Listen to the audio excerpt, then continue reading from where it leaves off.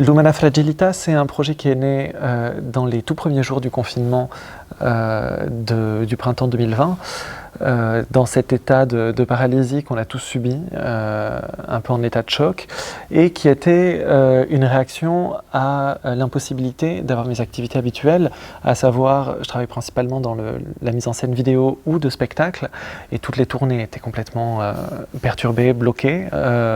Les projections internationales qu'on avait étaient complètement annulées, arrêtées. Et du coup, je me suis retrouvé bloqué à la maison, sans savoir comment réactiver mes recherches. Et donc, j'ai commencé à me replonger dans l'écoute de choses qui me nourrissent régulièrement. Mais bon, l'opéra baroque, en l'occurrence, fait partie du vocabulaire que j'emploie.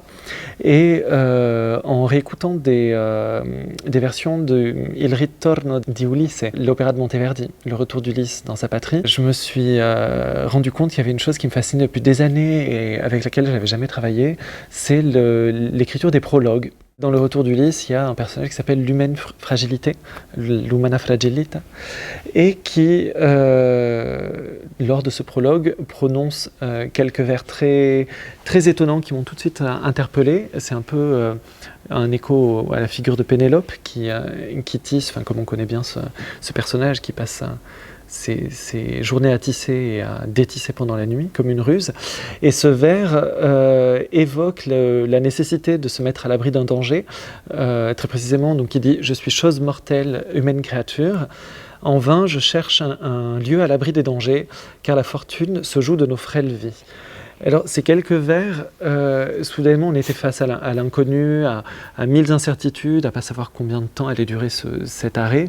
Ça faisait vraiment écho à ce qu'on subissait. Face au vide des journées et à ces multiples incertitudes, j'ai souhaité me lancer dans une activité que je n'avais pas du tout, surtout développer un savoir-faire que je n'avais jamais pratiqué avant, et effectivement cette figure de Pénélope qui brode et qui débrode a commencé à m'interpeller. Et donc très vite je me suis lancé dans une broderie de ces quelques vers tirés du prologue de Monteverdi, mais je les ai brodés sur des rideaux qui évoquent à la fois les rideaux de scène, qui sont des rideaux rouges, des rideaux que j'avais à la maison, puisque impossibilité à cette époque-là, les magasins étaient fermés, impossibilité de se procurer du matériel.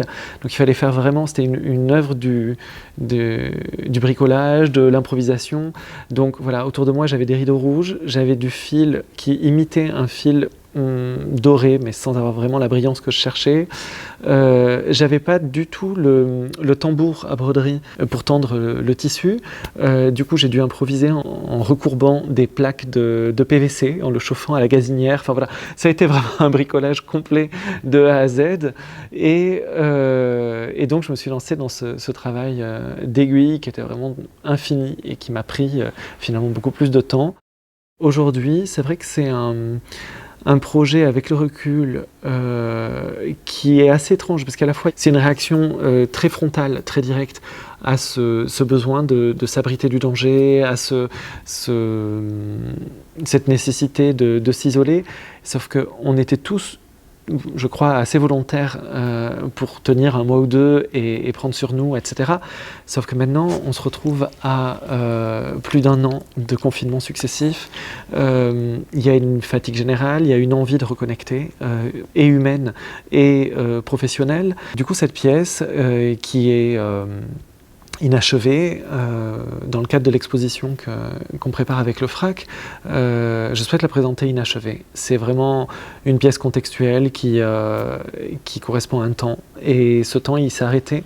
Et aujourd'hui, si jamais je devais réintervenir sur cette pièce, je crois que le message serait tout autre. On est plutôt dans un impératif de réouvrir les salles, de réouvrir les musées et de reconnecter. Et donc du coup, si aujourd'hui je devais rechercher des éléments qui faisaient écho à notre quotidien et à notre situation actuelle, j'irai chercher des citations bien différentes dans les vers interprétés.